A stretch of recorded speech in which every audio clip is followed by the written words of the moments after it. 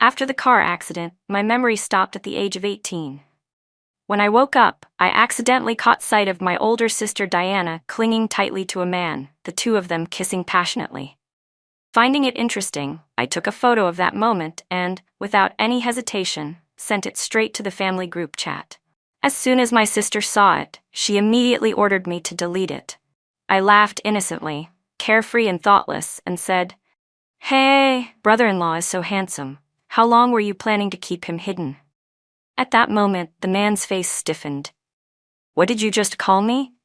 I tilted my head and repeated it naturally. "Brother-in-law, isn't that right?" He was speechless for a few seconds, then clenched his teeth and said, "I'm your fiancé." Half awake and half asleep, I heard the sound of intense kissing. The noise was too loud and irritating, making me open my eyes in annoyance. The first thing that came into view was my sister riding on top of a man, the two of them tangled together fiercely. The moans and heavy breathing were enough to make anyone blush, and my drowsiness instantly disappeared. My sister had always been the gentle and pure type of woman, yet now she was revealing such a wild side. Curious, I took a closer look at the man and couldn't help sighing inwardly that my sister really had good taste. I raised my phone and took several photos in a row, planning to send them to her later as a keepsake. Damn it, I forgot to turn off the flash. The blinding burst of light made the two people immersed in passion snap awake and turn toward me at the same time. My sister Diana reacted first and immediately started yelling, "Lily, are you out of your mind? What do you think you're doing?" The man, Ethan, frowned deeply, pushed my sister away, straightened his disheveled clothes, and strode toward me. "Since you're awake, come home with me," he said, reaching out as he spoke, intending to pull me away. I didn't know why, but the moment he came close, I felt a faint tightness in my chest. Almost out of instinct, I dodged his hand. I was still wondering who this man was when the bedroom door suddenly opened, and the person who walked in was none other than my mother. She sat down on the edge of the bed, crying and sobbing. "Why did you suddenly get into an accident when everything was fine? Luckily, Ethan brought you to the hospital in time. If anything had happened to you, I wouldn't want to live anymore either." At that moment, Ethan no longer looked as crazed and passionate as before. He appeared calm and polite. "Auntie, that's what I should have done." My mother nodded in satisfaction. Seeing that I remained indifferent and showed no reaction, she winked at me as a signal. I immediately understood, climbed down from the bed, bent forward at a 90-degree angle, and shouted loudly, "Thank you, brother-in-law, for saving my life. From now on, I'll definitely treat you like my own brother and repay you properly." Ethan's face darkened, and he fell silent without saying a word. A cold draft swept through, making me shiver, so I hurriedly climbed back onto the bed and pulled the blanket tightly around me, still not forgetting to add mischievously, "Brother-in-law won't get mad at a patient like me, right? I'm very weak right now and easily catch a cold." Ethan froze. "What did you call me?" Just as I opened my mouth to call him brother-in-law again, his face darkened even more. My mother panicked and quickly covered my mouth. "You little brat, what nonsense are you talking about?" My sister Diana, who had been standing there silently the whole time, also became flustered. "Lily, stop talking nonsense. Don't you remember what happened last time when he got angry?" I didn't understand. What if he got angry? Was I not allowed to make him angry? If he got angry, what would the consequences be? Everyone was acting strange. By then, Ethan's face had turned cold as well. "What kind of game are you playing now? I don't have time to joke with you." My mother hurriedly grabbed his hand and kept apologizing. "Ethan, don't hold it against her. She's probably just sulking. Say a few comforting words and she'll follow you home right away. Don't be angry with her." I heard someone coaxing me to go home, and Ethan softened his tone. "This time it's my fault. Be good and come home with me, okay?" As he spoke, he reached out, intending to brush aside my bangs. My mother smiled brightly, but behind her, Diana's gaze was like a venomous snake lying in wait. The moment my eyes met hers, I instantly snapped fully awake and instinctively leaned back. But I lost my balance. I almost fell back onto the bed by reflex and instinctively kicked out, my foot slamming hard into Ethan's chest. He was knocked backward, falling onto his back and smashing his hip against the edge of the bed, the pain so intense that he nearly couldn't get back up. Diana's eyes immediately filled with distress. "Lily, are you out of your mind?" My mother didn't spare Ethan a single glance and hurriedly pulled me into her arms instead. "My precious girl, let Mom see if you're hurt." Diana snapped angrily. "Mom, look at her. Does she look injured at all? She's obviously pretending." Ethan completely lost his patience. "Lily, you really haven't learned your lesson. If I ever come back here again, I'll be a dog." From the time I was little until now, no one had ever pointed at my face and yelled at me like that. I was so angry I couldn't stand it anymore. I sprang off the hospital bed and immediately swung a straight leg strike at him. After all, a black belt in Taekwondo isn't just for show. "Did I invite you here? Aren't you my sister's boyfriend? What, are you trying to play the sisters sharing one-man game?" My mother was utterly horrified and flustered as she immediately called my dad. "Honey, come here quickly. Our daughter seems to have gone stupid." My father had been at the payment counter and rushed into the hospital room with the doctor. A crowd surrounded me and carried out all kinds of examinations. The final conclusion was that I had hit my head and lost my memory. After hearing this, my mother not only didn't cry, she actually burst out laughing. As usual, my father asked the doctor, "Doctor, then what are the chances her memory won't recover?" The doctor looked at him as if he were crazy. "Most parents ask about the chances of recovery. I've never seen anyone ask it the other way around." "About 20%. There's only a small blood clot in the patient's brain. Once it dissipates, her memory will return." After hearing this, my parents visibly deflated, their faces falling at once. Standing to the side, Ethan sneered when he heard it. "Memory loss? You even came up with something like this. Don't think doing this will make me like you more." The image of him tangled tightly with my sister flashed through my mind again, impossible to shake. I shook myself lightly and said, "Don't worry.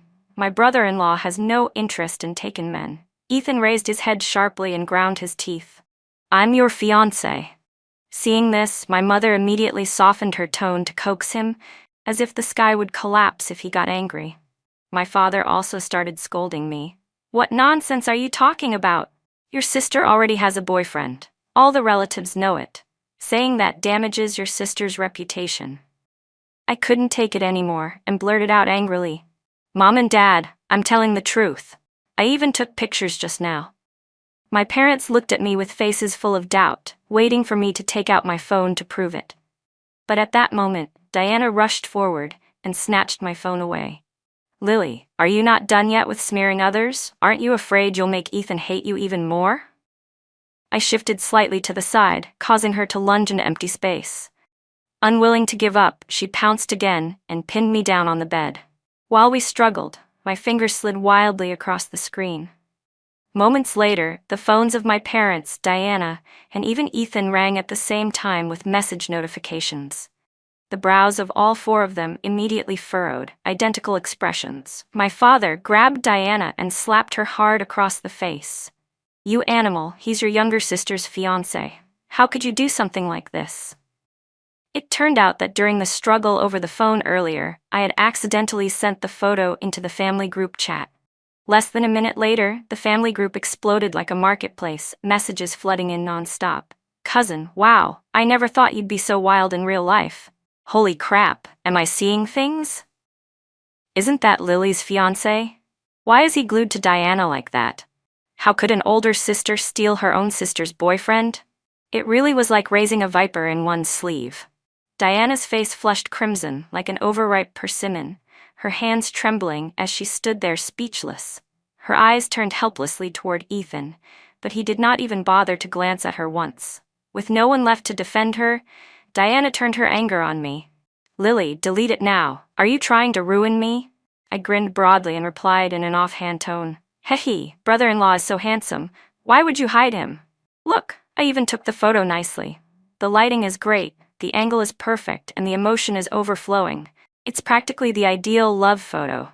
Hurry up and save it. When you're old someday, lying around reminiscing, it'll count as a beautiful memory." Diana stomped her foot in frustration. "Didn't you hear Mom and Dad? He's your fiancé." I snorted with a laugh. "Are you teaming up with Mom and Dad to tease me too?" If he's really my fiancé, then why were the two of you kissing like that? Could it be just like what Uncle said, that you secretly got involved with your younger sister's boyfriend? Diana didn't answer. A second later, her eyes flickered, and she suddenly dropped to her knees in front of our parents. What just happened was an emergency. Ethan had an asthma attack and didn't have his inhaler with him. I was just giving him mouth-to-mouth resuscitation. Tears welled up in her eyes, her voice choking. I know how much my sister loves him. How could I possibly compete with her? Mom, Dad, you have to believe me.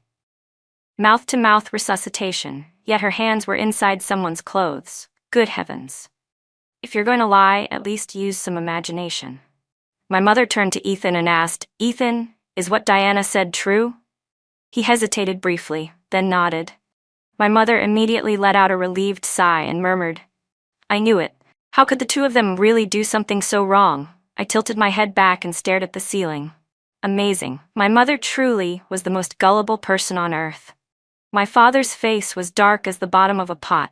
He was about to say something, but my mother grabbed him and stopped him with a look. He stared at me deeply, sighed softly, and in the end said nothing. Their eyes reddened as they held my hand affectionately. Lily, it was just a misunderstanding. Don't overthink it. Mom and Dad would never hurt you. I looked at them, my emotions in turmoil, unable to understand how they could believe such a clumsy lie. Then they turned around and apologized to Ethan instead. Lily has lost her memory. We hope you can understand.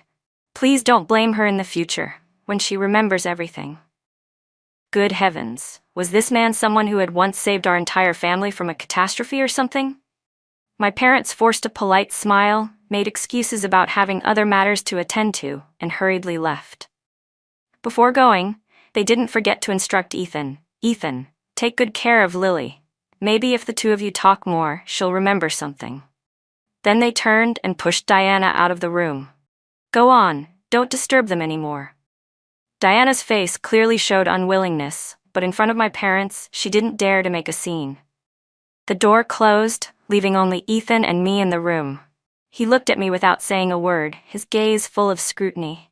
He stared at me until my scalp tingled. Not knowing what to say, I could only force an awkward smile. Ethan paused slightly, his tone carrying a hint of probing. Lily, do you really not remember who I am? I shook my head. He continued, Then what do you remember now? I lowered my eyes and thought for a moment.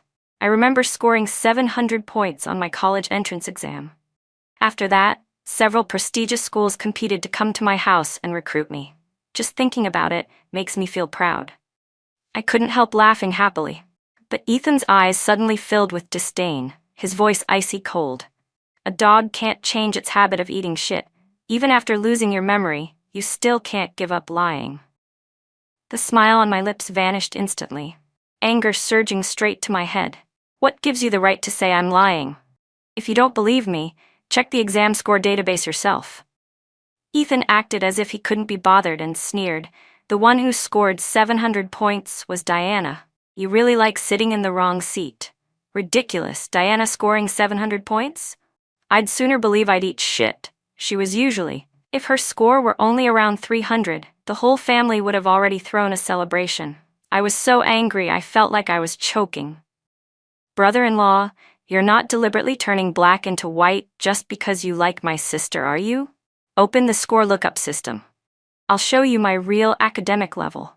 Ethan was about to refuse, but I didn't give him the chance. I dragged him straight down to sit on the bed and went directly into the academic records section. I didn't know when it happened, but a faint, mocking smile appeared at the corner of his lips. Right at the critical moment, the internet started loading endlessly and refused to cooperate. I grew impatient and slapped my thigh hard, only to hear Ethan let out a pained groan. Gritting his teeth, he said, Lily? I gave an awkward laugh, and at that exact moment, the web page finally showed the result. Look, it's out.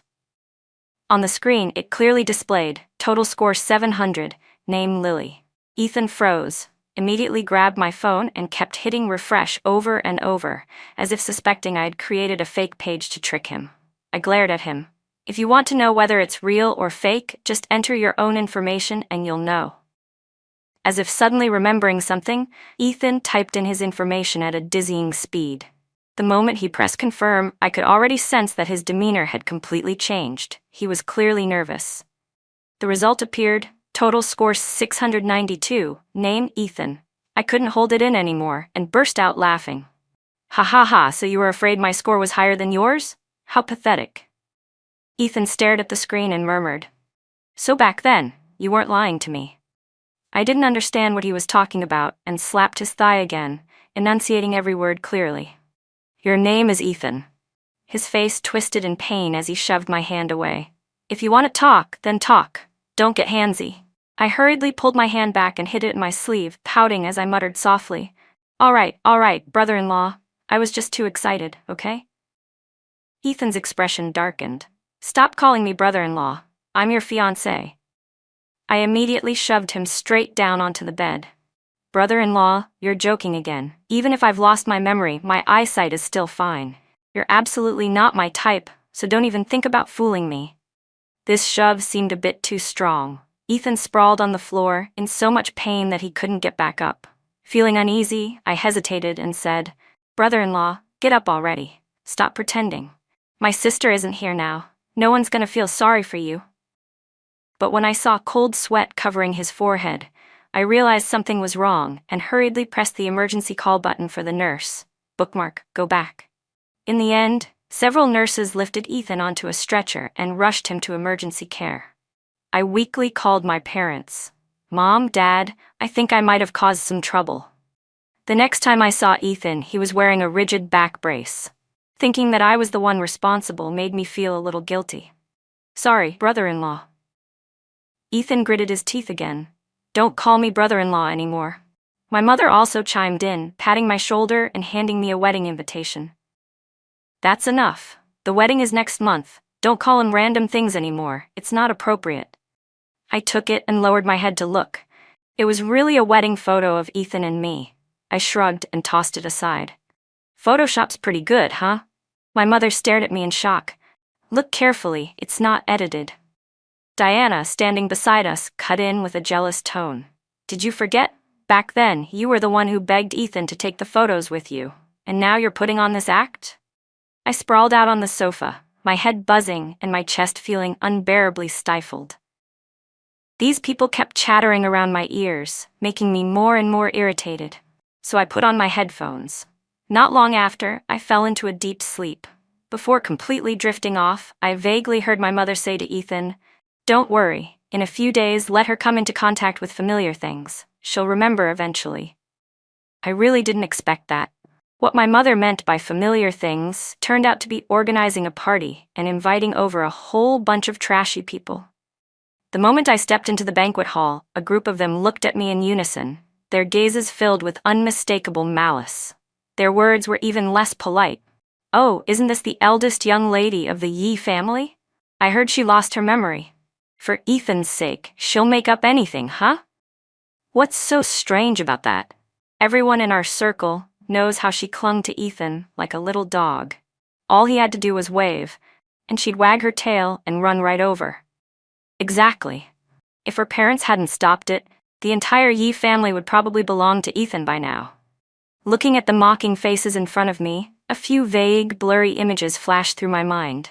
They weren't clear, but I could faintly sense that in the past, I had endured all of this. I had once been so weak that I let them trample all over me, silently accepting their contemptuous stares and vicious words. And now, they believed I would still endure it the same way. The more they spoke, the more disgusting it became.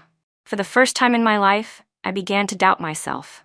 Before losing my memory, how exactly had I been living? Had I really loved Ethan? Carrying that doubt in my heart, I stepped closer, wanting to take a better look. They lifted their chins arrogantly, disdain written all over their faces. At that moment, I casually took a tray of wine from a server beside me and splashed a glass straight onto Lily. 1 glass for each of them. Are you crazy? I dug a finger into my ear. Dogs barking really hurts my ears. Looks like there wasn't enough wine. I waved to the server to pour more. Only after each and every one of them had been doused, their makeup smeared and clothes soaked, did I nod in satisfaction. Those people who had been sitting comfortably, enjoying their privilege, instantly turned into a miserable, pathetic bunch. The feeling was exhilarating, as if all the pent-up grievances I'd been suppressing for so long had finally found an outlet. "What do you think you're doing?" Ethan's voice rang out from behind the group. It was as if I'd seen a savior. One by one, they rushed over to him, half running, half stumbling, crowding around his side and tattling all at once. "Ethan, we don't know what's wrong with Lily today. She actually dared to splash wine on us." "That's right, Ethan, teach her a lesson. She's always been most afraid of you."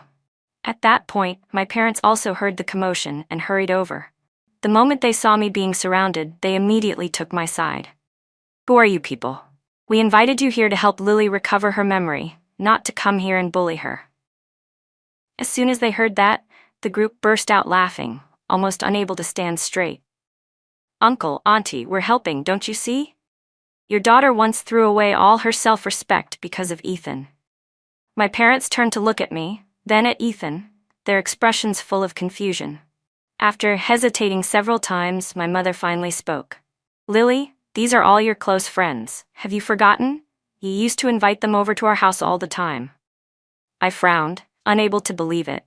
I was already in college? Was my judgment of people really that bad, making friends with this kind of trash? I truly couldn't empathize with my past self. I glanced at the group in front of me, disgust clear in my eyes, and waved my hand dismissively. "I don't remember. Mom, Dad, please have them all thrown out. I can't stand them." They huddled behind Ethan, not looking the least bit afraid.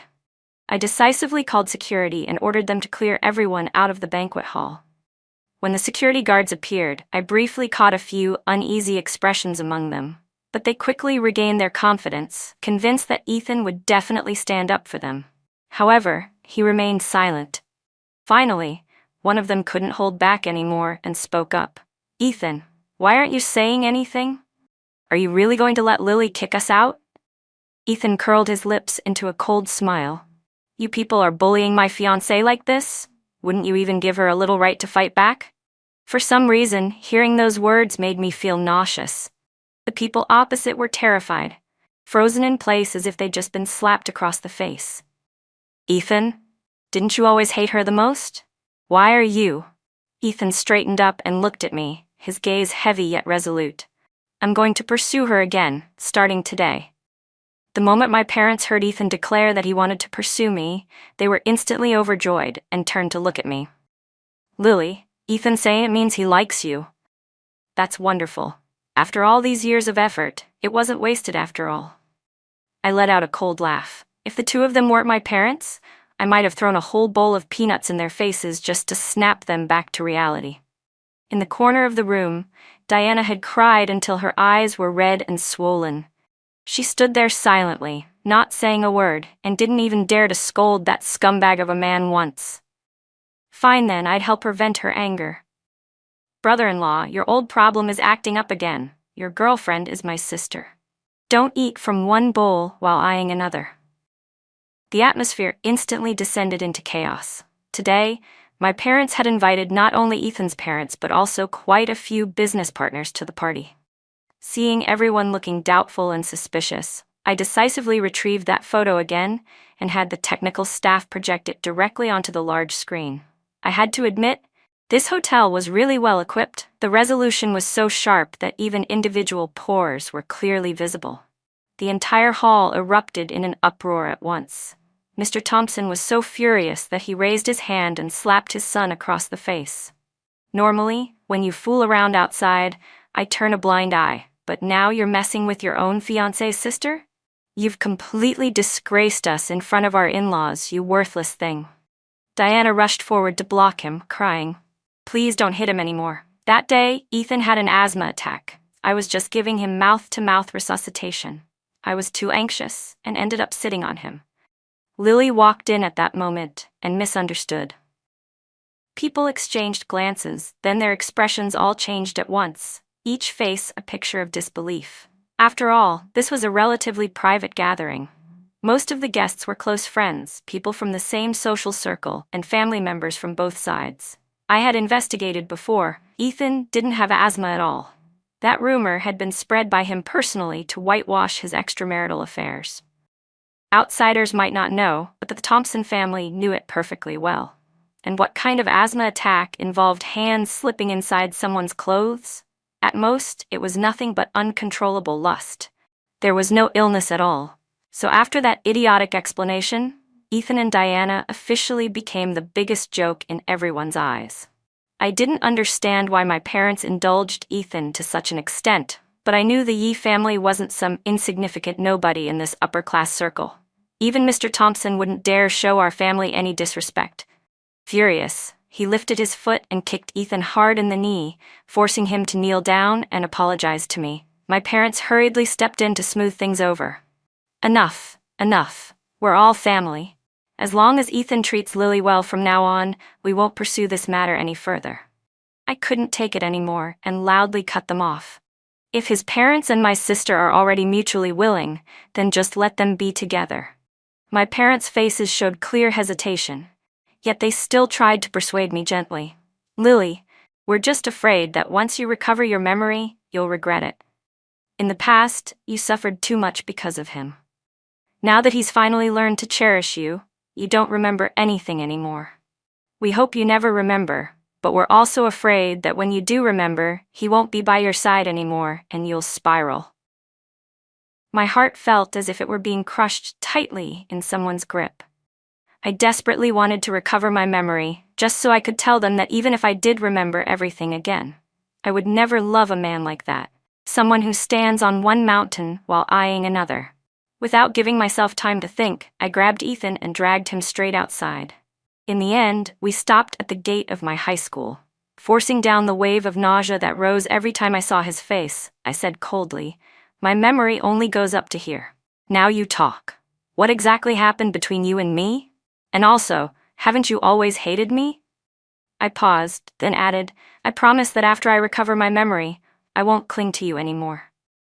Ethan's gaze flickered slightly as he began to explain. "Lily, it's not like that. I liked you a long time ago. I disliked you before because Diana kept telling me you were a liar. But now I've reinvestigated everything. The one who went up the mountain to pray for blessings when I was critically ill was you. The one who donated blood until she fainted was also you. The one who took care of me day after day without complaint was still you. I'm sorry. Back then, I was wrong. I shouldn't have believed Diana's slander." He continued, his voice growing heavier. "Ever since you lost your memory and stopped revolving around me, I felt incredibly empty. That was when I finally realized the person I truly loved all along was you.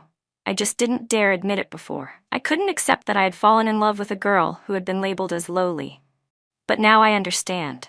You're kind, gentle, and strong. I'm the one who hurt you. I miss you every day." I brushed his hand away and replied coldly, "But I don't like you anymore. What I want now is to recover all my memories, to prove to my parents that I never loved you. I don't want to see my parents humbling themselves in front of you ever again." The corners of Ethan's eyes slowly reddened, as if he were about to cry, but then he seemed to think of something. "I'll take you to find your memories," he said. "I believe that once you remember everything, you'll definitely fall in love with me again." Our first destination was an old town. Ethan said this was where we first met.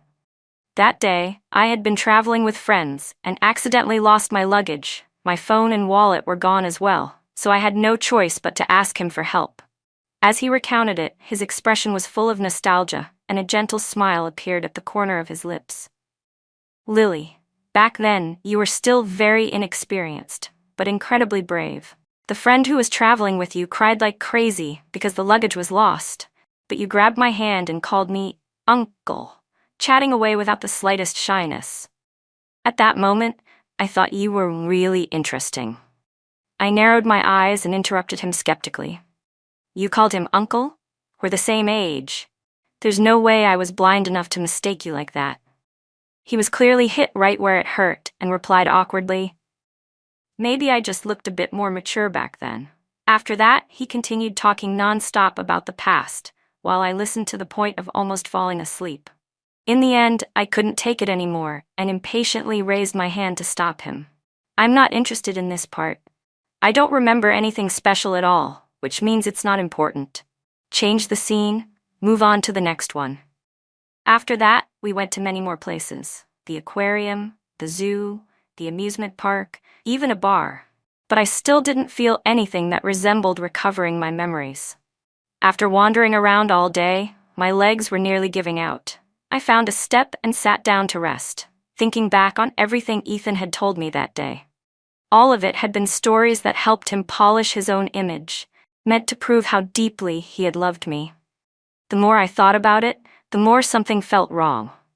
I turned to him and demanded, "You're hiding something from me, aren't you? You make it sound so nice, but then why do your friends and my parents all say that you never liked me?" Ethan choked on his word, didn't dare meet my eyes. In the end, he answered stiffly, "I already told you it was because your sister lied to me, precisely because of those words. That was what caused the misunderstanding between the two of us." On the surface, I pretended to be hesitant yet trusting, but in truth, I didn't believe a single word he said. From him, I was certain I wouldn't be able to pry out anything real. "Let's leave it here for today," I said lightly. "We'll talk again next time." His eyes lit up. "When is next time?" I shrugged. "I don't know yet. I'll let you know." On the way back, I received a call from Diana. "If you want to know the truth, I can tell you everything," she said. Her voice was low and gloomy, sending a chill down my spine. I thought for a moment, then decided to meet her. After all, she was one of the people directly involved and knew more than Ethan did, and my intuition told me that she was the one who would actually tell the truth. We agreed to meet at a small bar near my place. As soon as I walked in, I heard her arguing on the phone, her voice sharp and hysterical. "What right do you have to say it's over just like that? I love you so much. How ridiculous. Now you're saying you like that girl? Have you forgotten how badly you hurt her back then? Besides, she doesn't even remember who you are anymore." The line went dead. There was no need to guess who the other person was. Diana wiped her tears, looked up, and sneered when she saw me. "You must be very happy now, right? Because of you, he wants to break up with me." I shrugged. "What does that have to do with me? I didn't come here to listen to you complain. Just tell me the truth." It was as if she had been provoked. She started crying and laughing at the same time, as though her mind were slipping out of control. Suddenly, she leaned in close to my face, narrowed her eyes, and said, "Let me guess what you're thinking right now. Did Ethan tell you that the two of you were deeply in love, and that I was the one who stepped in and ruined everything?" I didn't answer. She continued, "I admit it, I wanted to steal him. I lied, saying our parents forced me to give my college entrance exam score to you. I even fabricated evidence, claiming that I was the one who took care of him when he was injured, and that you were just lying to him." At first, he didn't believe it, but for some reason, one day he turned around, hugged me, and said he felt sorry for me. She let out a hollow laugh and went on.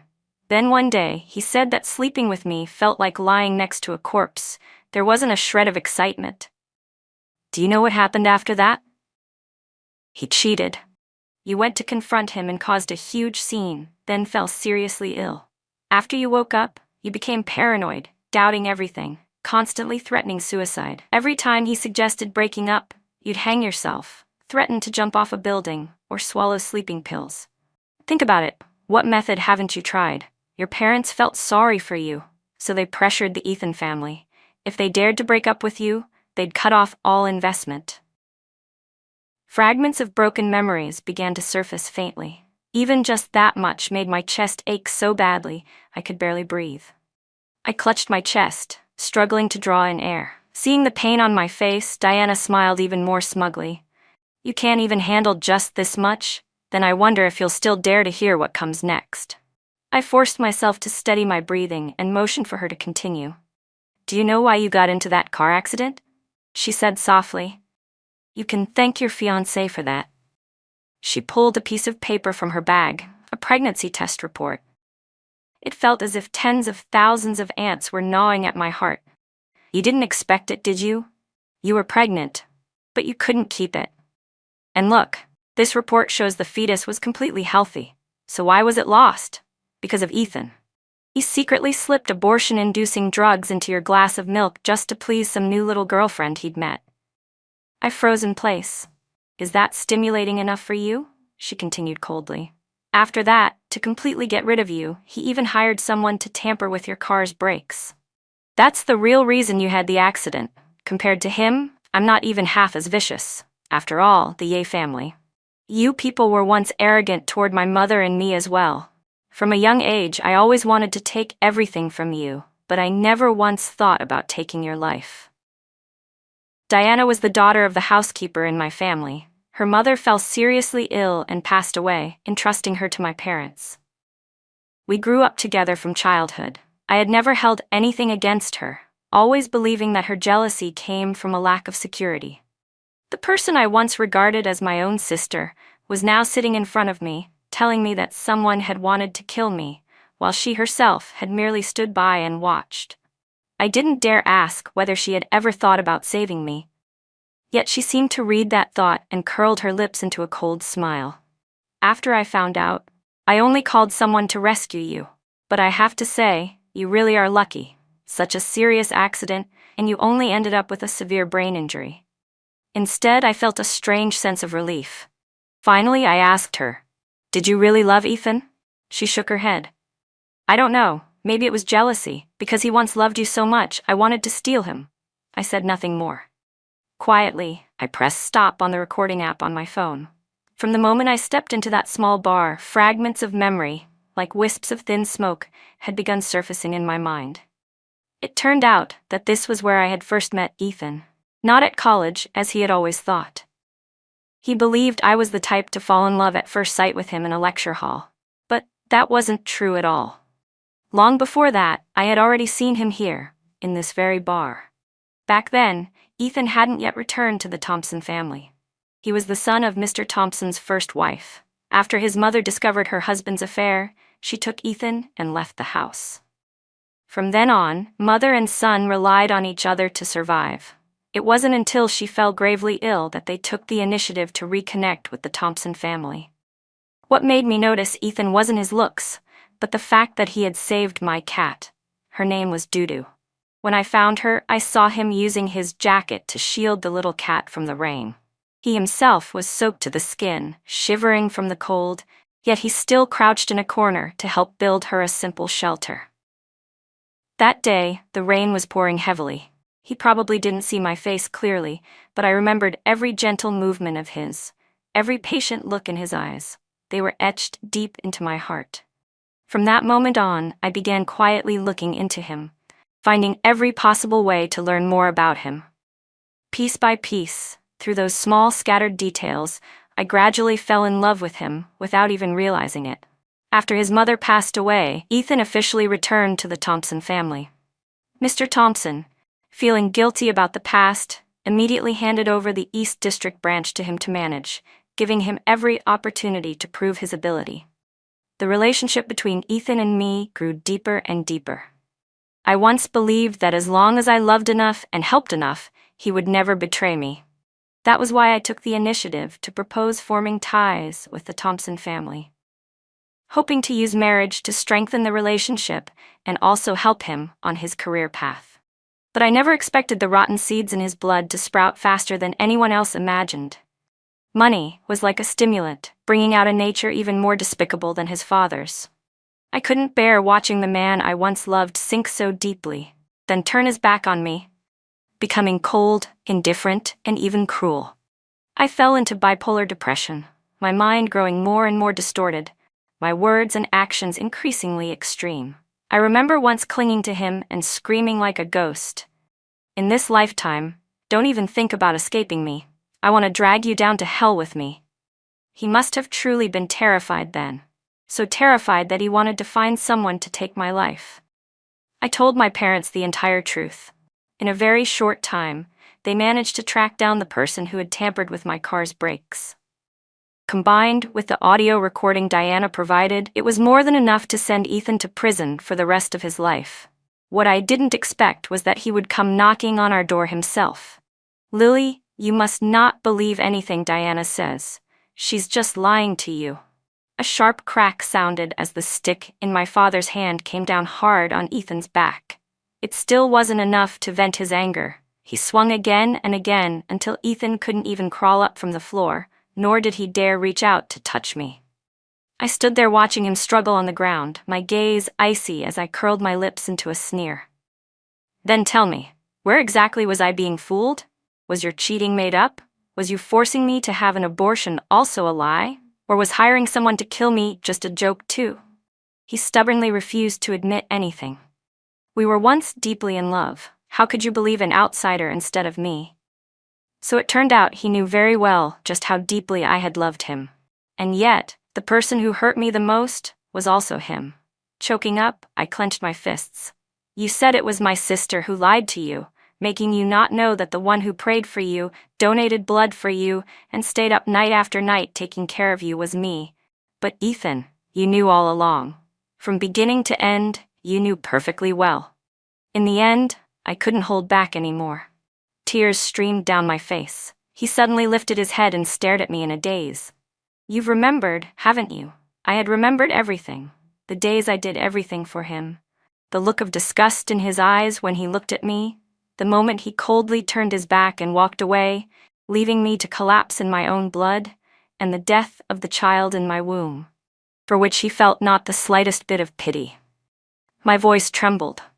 I really want to know, if you wanted me dead, why do you now say you love me? Is it just because you're afraid of losing your support? Afraid my family will kick you out of high society? He shook his head frantically.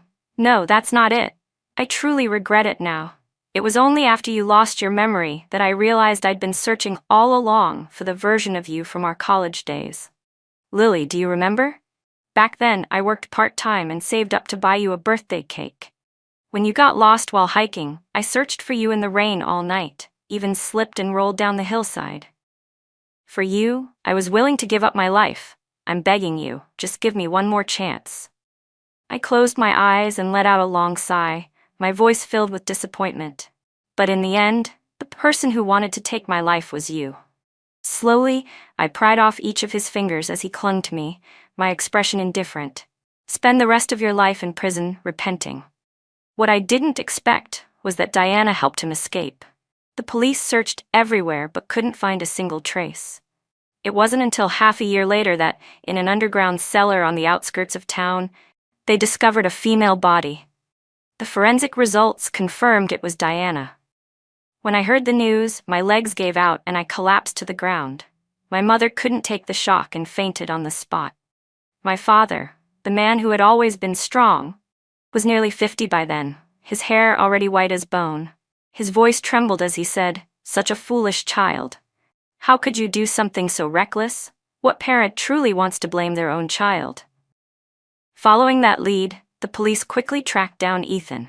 He was arrested while preparing to harm a little girl, simply because she looked like me. When the police asked him why he did it, madness flashed in his eyes. Because that girl has the same face as Lily. That face is the original sin. If it weren't for Lily, I wouldn't have ended up like this. I had never imagined he could hate me to such an extent. All the memories that were once beautiful now felt like nothing more than a sad dream. Before his execution, he requested to see me one last time, but I had already turned and walked away. How could I possibly look back again? I left the courtroom that day without looking back. The sunlight outside was blinding, almost painful to the eyes, but for the first time in many years, I felt like I was truly standing in the light. After everything ended, my parents and I moved away. There were no more lavish parties, no more fake relationships within high society. Life became quiet, strangely so, but also lighter than it had ever been. My mother stopped talking about the good old days, and my father no longer lay awake in silence night after night. We learned how to live as an ordinary family, slowly mending the cracks that had existed for far too long. I returned to school and continued the path of education that had once been interrupted. Some nights, memories still came flooding back like a tide, painful enough to steal my breath. But I no longer ran from them. I learned to face the past head-on and accept that I had once loved the wrong person, been weak, and lost myself. Those things were not something to be ashamed of. They were proof that I survived. I no longer hate Ethan, not because I forgave him, but because I refused to let my life be bound to his name any longer. Hatred takes strength, and I wanted to use that strength to live. One very ordinary afternoon, I walked past a small park. A stray cat was hiding under a bench from the rain. I stopped and used my jacket to shield it. In that moment, I smiled, not because I thought of anyone, but because I realized something. My kindness had never disappeared. I had simply given it to the wrong person before. My life no longer revolves around love or marriage. I have my own dreams and a future I choose for myself. If love comes one day, I will accept it with clarity and calm. And if it doesn't, I will still live well. Because in the end, I understood this. What I lost was not a man, but the version of myself I used to be. And what I found was not memory, but freedom. Do you remember the moment you stopped asking to be chosen? Love and Lies story.